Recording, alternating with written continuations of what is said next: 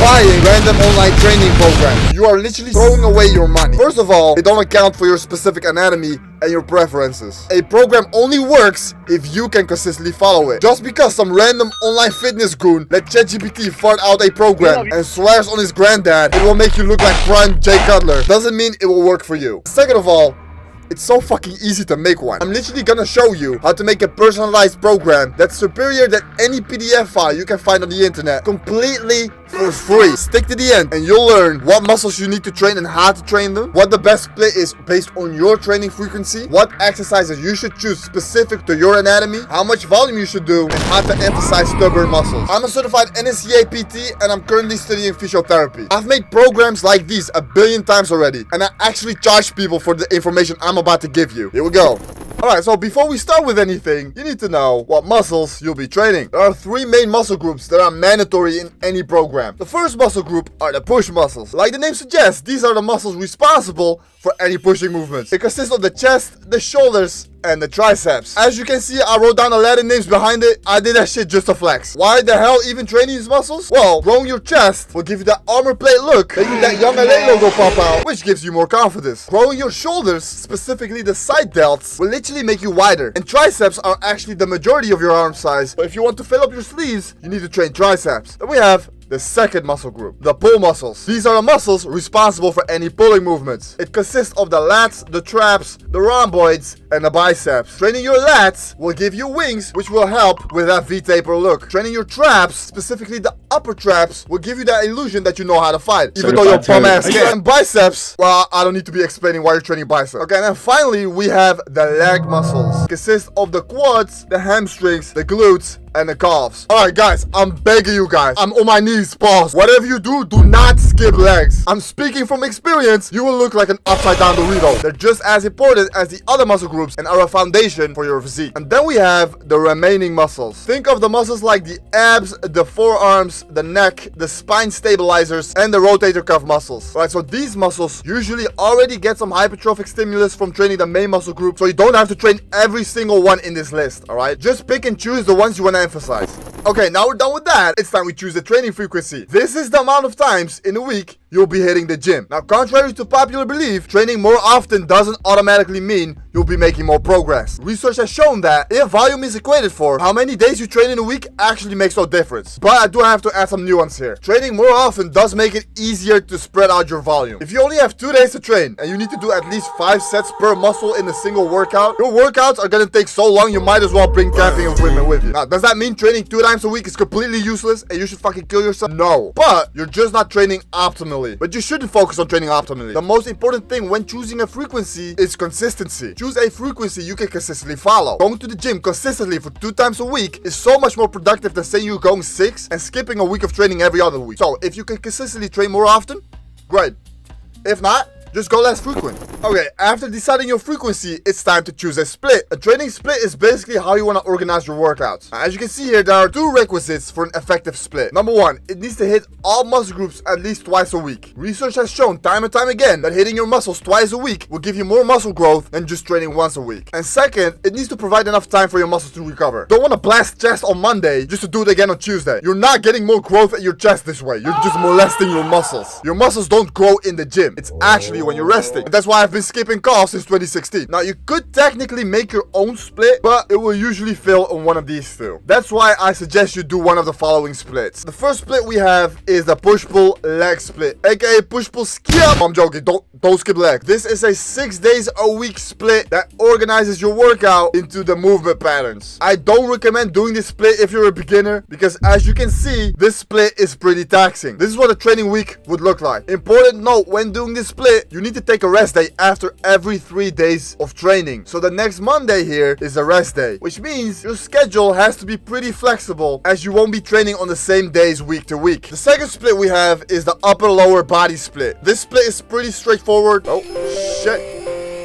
What the? It divides your workouts into upper body movements and lower body movements. This is probably the most balanced split there is. This is like the Call of Duty M4 of bodybuilding. If you have the time to hit the gym 4 days a week, this is the best split you can do. This is what a training week would look like. Then we have, in my opinion, the best split there is, a push-pull leg upper lower hybrid split. Like the name suggests, this is a 5 days a week split that combines a push-pull leg program with an upper lower split. If the upper lower split is the Call of Duty M4, this is the motherfucking MW2 pre-patch dual wheel model 1887. Get 2 days off, the muscle distribution is balanced, and your training sessions just don't drag on. If you have the time and you're anywhere from intermediate to advanced, this would be my #1 recommendation. This is what a training week would look like. Okay, then finally we have the full body split. This split, you'll be training all muscle groups in a single workout. This is probably the most versatile split there is because you can do it anywhere from 2 times a week to 5 times a week. If you're a beginner or only have 2 or 3 days to go to the gym, I would definitely recommend doing this split. Now, if you're more experienced, you could do a higher frequency full body split, but it's very important you know what you're doing and your program is optimized, or else you're gonna run into recovery issues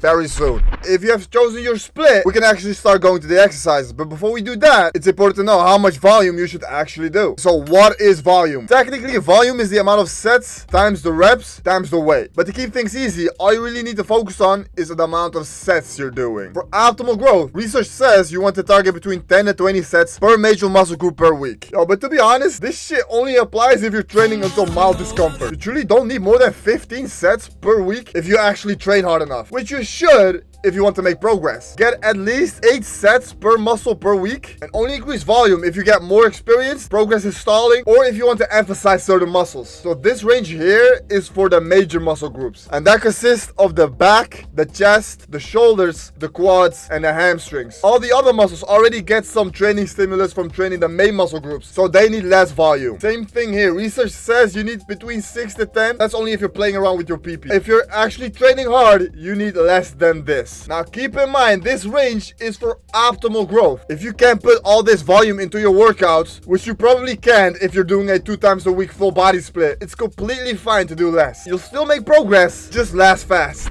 Alright, now we actually get to the good shit. Selecting the exercises. Now, you might be overwhelmed with the amount of exercises there are to choose from, but there's actually a simple way to organize them all. You need to stop thinking in exercises and start thinking in movements. I've put an Excel sheet down in the description to download. Wallahi, no virus. If you open it up, you can see on the left here, I've organized it based on the movement patterns. As you can see here, all these exercises are a variant of this movement pattern. So they all target the same muscle and same muscle fibers. Now, these are obviously not all the exercises that exist, but you could use this to gauge what exercises would fall under these movements. Every exercise variant has advantages and disadvantages. For example, a barbell exercise has great potential to overload, so it's very easy to add weight, but it doesn't account for muscle imbalances. If one side is stronger, training with a barbell won't fix that. But with a dumbbell variant, you have the exact opposite. So it fixes muscle imbalances, but it isn't that easy to overload. So what's the solution? Choose a variety of exercise variants. This way you get all the pros of every exercise and negate the cons. And as you can see on the right side here, I've created an easy system to count sets. So this shit basically displays how much one set of each of these movements counts for each muscle. If we do any incline press exercise, you can see it counts as 1 set for chest, 1 set for shoulders, and 0 sets for tricep. Now you might have noticed that I marked the compound movements green. That's because these are the most important movements in your program. Like I said before, if you're doing a 2 times a week body split, it's gonna be hard to include all these movements into your program without spending as much time in the gym as the employee. In that instance, you should prioritize the compound movement because they train multiple muscles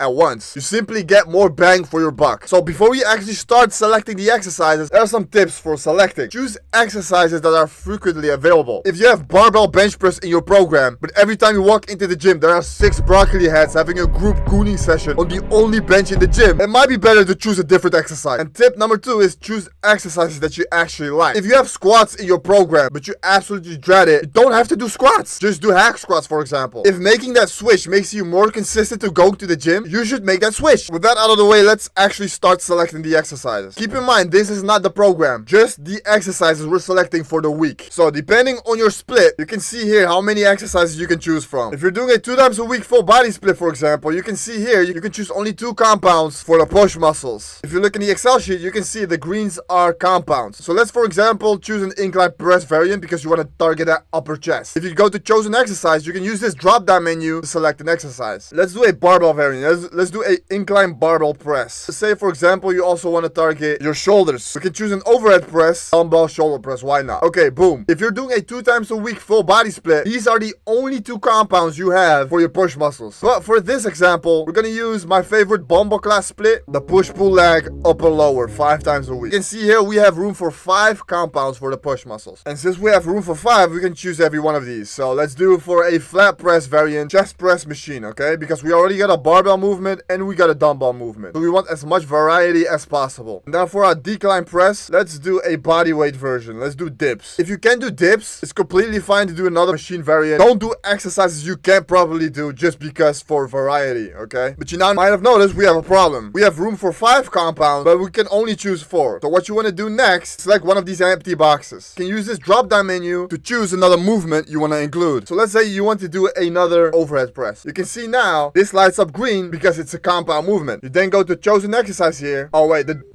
drop down doesn't work, but that doesn't matter. You can just write down the exercise you want to include. Now we have 5 compounds. You can see we have room for 4 accessories movements. The whites are accessory. You can also see here in this classification tab, it says what kind of movement it is. So we have room for 4. Let's do cable flies. We haven't had a cable exercise yet. Let's do a dumbbell lateral raise. And we have a tricep movement we can add in. Tricep push down machine. Just like before, we have room for another exercise. You select the movement you want to add in. Let's say another lateral raise. Let's add in cable lateral raise. Okay, boom. Now we have 5 compounds and 4 accessories. So our push muscles are complete. Now we check if the volume is right. In the set column, we're gonna enter how many sets we're doing for each exercise. The rule of thumb is you want at least 2 and not more than 4 sets per exercise. This is just so we don't get absurd amount of sets and do a complex training. But let's say we're going for 3. We're doing 3 sets of each exercise. What you're gonna do is go into this set column and type in 3. Now if you type your sets in here, you can see this shit auto counts it. So we don't have to do shit. Okay, I just realized this shit hasn't been recording for the camera. Just realized how chopped I was, so it stopped recording for some reason. I have no clue how long it didn't record for, but we're back. This shows how much volume we did for each of these muscles. So what we can do now is compare that to the range we saw previously and see if it holds up. We have 12 sets for chest. As you can see, that's in range. Like I said before, if you're actually training hard, you don't need more than 50 sets per muscle, okay? So 12 is perfect. Then we have 18 sets for shoulders, also fits in this range, but it's on the higher end, as you can see. And then we have 3 sets for triceps. Tricep falls on the smaller muscle range, and as you can see, it falls quite short. 2 things what we can do now. We can either add more sets to triceps so it adds up, or change one of these exercises to a tricep exercise. We got 18 sets for shoulders, so that's a lot. Unless you want to emphasize your shoulders, you can better allocate those sets. Allocate, bro. Did you see? We can allocate those sets to tricep. We have 2 lateral raise movements. Let's change the second one to a tricep movement. We did a tricep push down machine. Let's do a cable overhead extension. As you can see, it removes the sets from shoulders and it allocates them to tricep. Now we have 6 sets for triceps. Let's say you want to emphasize your triceps. Add another set. Let's do 4 sets for cable overhead extensions and 4 sets for tricep push down machine. As you can see now, we have 8 sets for tricep, which is perfect. And now let's do the same for the push muscle. The pull muscles, we have room for 5 compounds and 3 accessories. So here we just do the same. Let's start with a dumbbell row. Fuck it, why not? Throw that shit in there and that shit in. Okay, just like before, we have room for 5 compounds, but we only have 4 to choose from. So let's say, for example, you want to really emphasize your lats. Let's do a close grip pull down. Let's actually add another exercise that isn't in this list, and that's a 1 arm lat cable pull down. Okay, so now we have 5 compounds, and then we have room for 3 accessories. So let's add in 3 accessory movements. Face pulls, one of my favorite exercises, by the way. Straight bar curl. Like before, we have room for 3. We can only choose 2. So we go down here, we add another shit. Let's do Bayesian curls. Bayesian.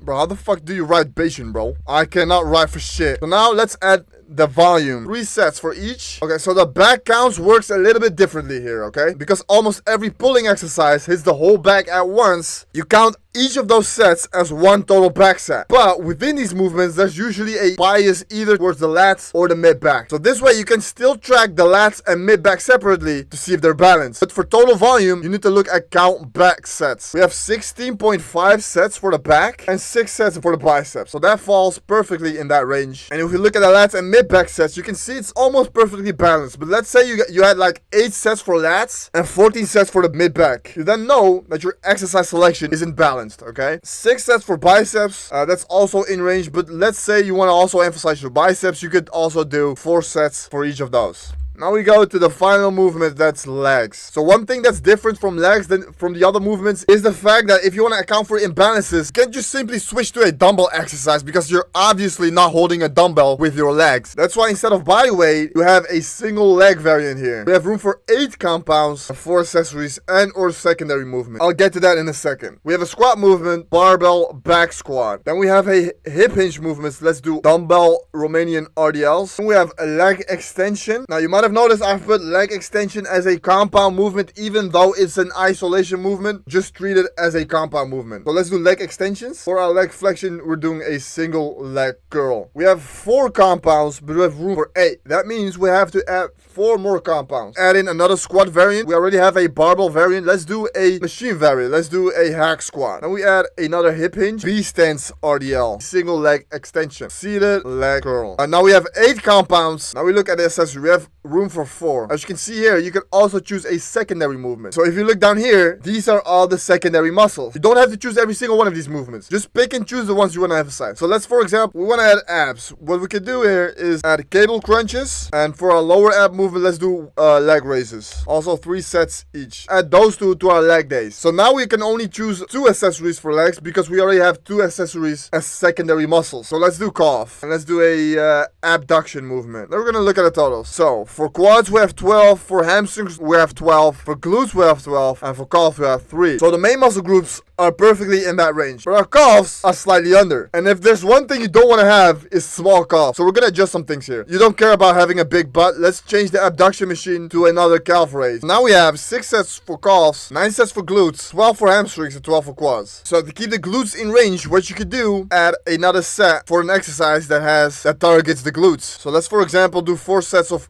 B stance RDLs. And now I think our exercise selection is complete. We got our exercises, we got our sets. Time to throw them hoes into our program. So what we're gonna do to build this program is follow these 4 rules. Rule number 1, you're gonna do compounds first, then your accessory lifts. The compound movements are the most fatiguing, so it makes no sense doing bicep curls first to then proceed to do deadlifts. A great rule of thumb is doing 3 or 4 compounds followed by 2 or 3 accessory lifts. Rule number 2, you're gonna put the most fatiguing exercises or the muscles you wanna prioritize first or earlier in the workout. At the start of your workout, you have the most energy, meaning your performance is highest earlier in the workout. So if you wanna emphasize your upper chest, for example, start your workout with a compound incline press. Rule number 3, if possible, you want to alternate the movements. This is just so that your muscles can rest while you're training a different movement. If you look at this table here, you can see how much space each day has for compounds and accessory lifts. So if you're doing a upper lower split, you can see what that would look like. If you're doing a push pull leg split, you can see what that would look like. And if you're doing a full body split, you can see here how that would look like. We're not actually using the full body split here, it's just here to display how it would look like. We're gonna start back at our sheet. But what we're gonna do is allocate our exercises on alternate days they can be allocated on. So what we're gonna do now is allocate all the compounds first and then the accessory lifts. So let's do our push muscles first. In this split, we have the push and upper day to put our push movements in. Incline barbell press 3 sets. So we're gonna add that to our push day. Next up in the list is chest press machine, also for 3 sets. We put that one on the other day. Then we have dips. We do that on our push day now. Then we have dumbbell shoulder press. We do that on the other day. Okay, and then we have one more compound down here, and that's the overhead barbell press. We put that one on the push day. So we're done with our compounds. So now we go to our accessory lifts. Cable flies, dumbbell lateral raises, tricep pushdown machine, and then finally we have cable overhead extension. Boom. Alright, so now we have allocated all our pushing movements into our program. Now we do the same for the pull and leg muscles.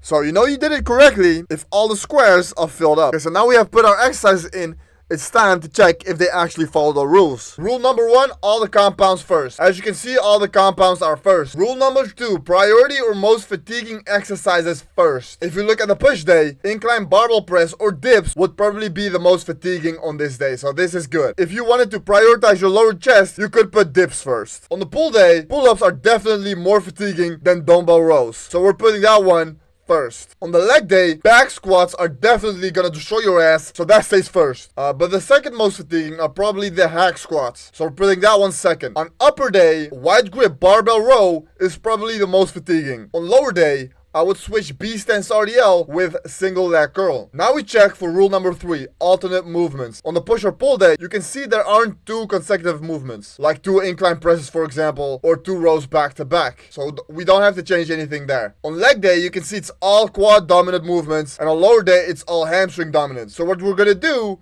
is switch some of these around. So hack squats goes to lower, B stance goes to leg day, single leg extensions goes to lower, and seated leg curl goes to leg. On upper day, it's real easy. You just switch around between push and pull muscles. You can see dumbbell shoulder press back to back with chest press. Those are 2 pushing movements. Let's move chest press down here. And then boom, congratulations, bro. This bitch almost done. Our program is almost complete. We're down to the last 2 things there is to add to make this truly complete. That's reps and sets. Very easy. Let's start with reps. So there's no single rep range that's optimal for muscle growth. Research has shown you can make gains anywhere from 1 rep to 30 reps, as long as you're actually training close to failure. But there's a caveat. Going less than 5 reps on every single exercise means you're going to have to compensate by doing a whole lot more sets. Going higher than 15 or 20 reps will just make you out of breath before you're even close to failure. You probably have heard that the 8 to 12 range has been called the hypertrophy zone, simply because it's the most efficient. And that's where we'll be training for the majority of the time. But research has also shown that a variety of rep ranges may be better for muscle growth than just doing a fixed set. There's a super easy way to do this. So the very first exercise of your day will always start with low reps, high weight. So let's do anywhere between 5 to 8 reps. Let's do 6 to 8 reps. So we do that for every single exercise that's first in our list. So that means you'll be training with heavy weights on the first exercises. Okay, and then the rest of your compounds, you do anywhere from 8 to 12 reps. That means you could do this for like between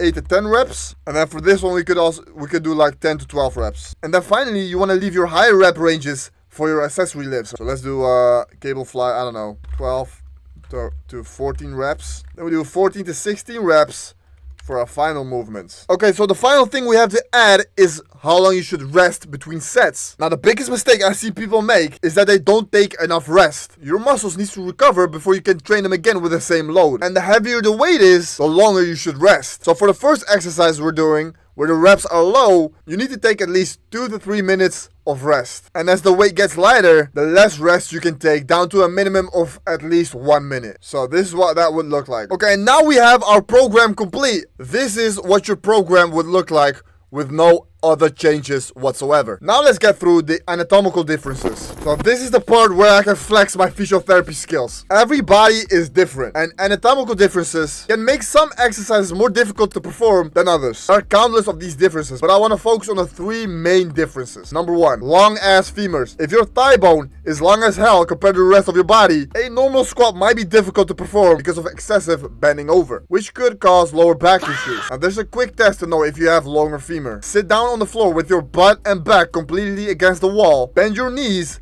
and pull your heels towards your butt. If your knees are at upper chest level or higher, you're fucking cooked, bro. No, I'm joking. There's some solution to this. Number 1 are heel elevations. You could add heel elevations with a plate or shoes. This way your knee can travel further, reducing the amount you have to bend over. You could also try doing a wider stance. This way, you're reducing the distance from front to back. Or you could switch to a front or low bar squat for the same reason. Okay, number 2, long ass humerus. If your upper arm bone is longer in proportion than the rest of your body, you might experience discomfort or pain doing barbell presses because of the bigger range of motion. A test to know if you have long arms is stretching your arms against the wall from the ground up. If your arm span is bigger than your height, you probably have long arm bones. A solution to this problem is by widening your grip or just switching to dumbbell based presses. And then finally we have deep hip joint. If your hip socket is located deeper than normal, you might experience that pinching sensation when doing a squat variant. Now the fixes for these are standing with your toes pointed outward, also doing a wider stance, or stopping just short of parallel.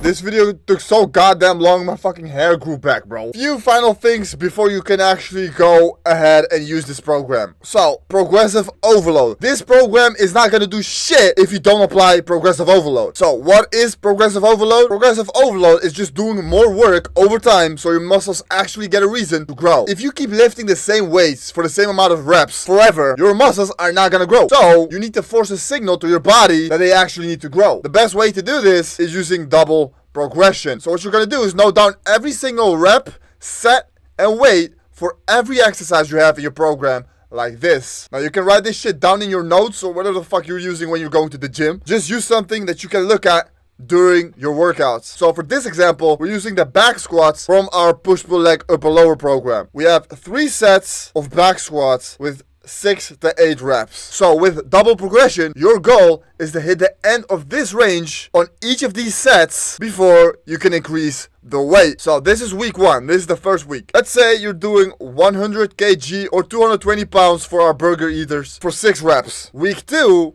you're gonna try to hit 7 reps. And then finally in week 3, you're gonna hit 8 reps for all 3 sets. Then in week 4, you increase the weight just a little bit and repeat all over again. So here you start again at 6 reps. That's it. So 2 mistakes I see people doing: not increasing the weight even though they hit the target. I see people doing this all the time. So let's say you hit the end of this range on all your sets, but the very last rep from the very last set was so hard people were thinking you had a stroke. A lot of you decide that you probably shouldn't increase the weight because it was so challenging. But that's not how it works. The last rep is not gonna feel easier unless you progress. Unless your form was dog shit, you should always progress to the next weight. And the second mistake I see people doing is giving it your all on your first few sets. This causes the next sets for that exercise to suffer. Your first few sets should be challenging, but shouldn't be until failure. Hitting failure is very taxing for your muscles, so they need to recover much longer than if you were just few reps shy of failure. Okay, but how do you know how many reps you've got left? You'll learn that with experience. For now, just try to experiment what it feels like going to failure and when you're a few reps shy from failure. And then we have the deload week. So you want to do a deload week every once in a while. A deload week is just a training week where you'll lower the sets and reps so your body recovers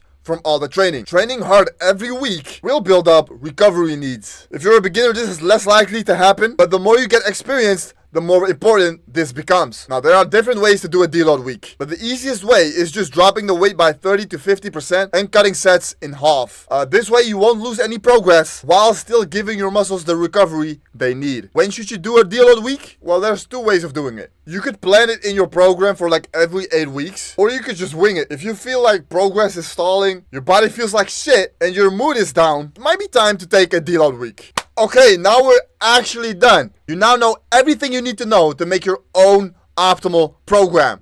If you have any questions left, feel free to let me know. Bye bye.